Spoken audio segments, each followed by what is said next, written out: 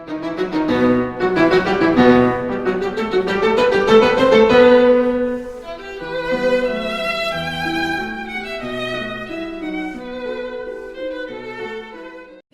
some questions from point out right over there. So how competitive are we for postdoc positions, and what does that look like in other countries? So are we, like, is postdoc translate to postdoc or not, or how does that work?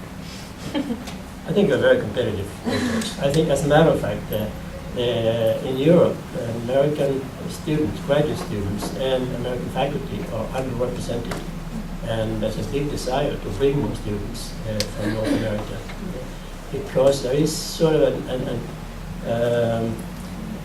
a view that America is ahead of Europe in doing the research and the graduate studies, and they want to learn, and they want to change traditions. And one way of doing it is to bring in more faculty. I know that for sure because we made effort, as a matter of fact, at my university to bring in more people from North America. Any other question? Yeah, apologies, didn't you see yourself get to us? I was privileged to be a young person with parents that said, be world citizens.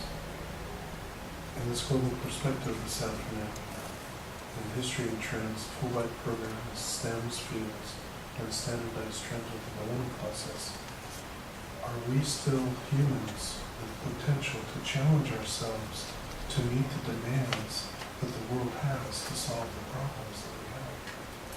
We're here to go out there. We can think from the bottom to the top, and the top to the bottom. So, if the Nobel Prize, is that our purpose? To create a Nobel Prize. But in this system that we have, is there still enough challenges that we have to produce access to a world that has a diverse education and a system that is fair and balanced? Could I add to that? Because that Sure. ties into one of the questions that I was going to ask. I wanted to ask about curricula becoming standardized and whether that was something that was actually desirable, whether everyone becoming the same was desirable. And I guess that could connect to the access question or the diversity question. Maybe that broadens it out a bit so that... Thank you. I think there are many ways of obtaining a university's goal, and most of the university's goals is not to create professionals. It is actually to create individuals that can think independently and analyze critically the world and find the right projects to work on, and so on and so forth. And I hope that there is not just one curricula that will be the standard curriculum in the world, because I think there's not any other thing. Variety of approaches to things are good. And for example, one difference in approaches between universities today is the way you actually teach. Do you problem-oriented, project-based teaching, and so on and so forth. And then it's the content what you teach, of course, too. But I think the main goal, maybe university strives towards creating the same kind of individuals that comes out from that university to meet the real challenges of the world. May I also... We think a lot of it, at least. I would add something, because I think that the key point is independent thinking. I don't want to appear maybe too strong, but what I liked in Italy before was that we had a real public education. Now it's not really public anymore, in the sense that the people are trying to bring industries inside the university. So this is something I'm afraid of. Why? Because I think that when industries come inside the university, they try to ask for something specific that they can use then for selling a product. So I think that we need to be independent, and this is important. So also if we receive funds from outside, for example, I don't know, what I know this year is that I feel free to think still. While in Italy, they are trying to copy the United States system, but in a very bad way, because they are really bringing industries inside the university, and industries are asking us what to do. And this is not nice, because I think that the independent thinking is the best way to have Nobel Prizes then, because we can produce what we think is just important for the global society. Yeah. Nitesh, did you have an observation about India in regard to all this? I'd like to add my personal view before that. I'd like to say that I don't necessarily think that it's a good thing for like curriculum to be generalized everywhere, because the styles of teaching. So the styles of teaching and learning are very different from one place to another, and that is generally a byproduct of the cultures in those places. So those teaching styles are very well aligned with the culture that's prevalent in a particular place. So for example, in India, if the teaching style was American, and the learning style is still, the students are still like come from this culture which is like where it is very unknown, and the style of teaching is not like aligned to their style of living, then the teaching process will not like be very helpful. So I think like it's better to like leave it the way they are. In terms of the curricula, I think an expert is an expert anywhere. If I have become an expert in something like particular differential equation, then I'll be an expert in that no matter where I am. I think in terms of like what you learn, an expert will still be an expert. It's like it transcends boundaries. I have a question or a comment actually of what Nitesh just said. I get your point, and I think that's a good point that you make, but I also think there's students that know they want to come to the U.S. later to study further. Right. So maybe going to like an American academy or international kind of program might help them. So it's good. I think it's good to have variety, and that's why I think it'd be good to have the other teaching styles too, like if they. Sure.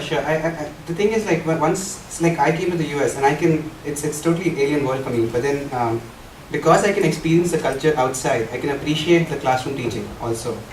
Because I mean in India I don't have this chance of like experiencing the culture beyond the classroom. So if I'm getting something else in the classroom and I'm getting something else outside, it'll be a huge conflict. I mean that's how I see it. Right. I have another question for you. I'm sorry. You said something earlier about professional colleges and research universities. Are the professional colleges a place where you would get like a technical kind of degree, vocational training? Right. So no, professional colleges, I mean like engineering colleges. In India, like, there are national institutes or Indian Institute of Technologies where you come out, you go in, you study 4 years, you come out with an engineering degree. And these colleges don't give you like degrees for pure math or basic sciences. So it's not a research university. It's not a university at all. It's these professional colleges, and they are sought after a lot. Like after 12th grade, we like studying a lot to get into these colleges and writing And what is competitive the end exams. degree that you come out with from that? So I came out with a BTech degree, Bachelor of Technology. Is it a It's 3-year? It's a 4-year course. 4-year? Yeah, it's a professional 4-year course. Okay. Thank you. I would like to just say that in the context of internationalization, I think that, for example, in Europe or in my country, one of the things that I like and is expected for everybody is to have much more contact with the external world beyond our borders. So not only students from high school and from they are very little have to learn foreign languages. Now in high school, I think that you study English, but then they are requesting one more language. You can choose French, German, Italian, what you want. So you finish in high school knowing I don't say very, very fluent, but having a knowledge of these two languages. And then if you want a PhD, you have to spend at least 6 months out of your country doing research. That's a requirement. You have to go wherever you want in the world, but you have to spend 6 months doing research. And a lot of people write me from Spain right now asking me if they can come here to use university to do research because they need these 6 months. And also you are an undergraduate, now it's very easy to get a grant. What's it called, Paola? Those young people go to Erasmus? Erasmus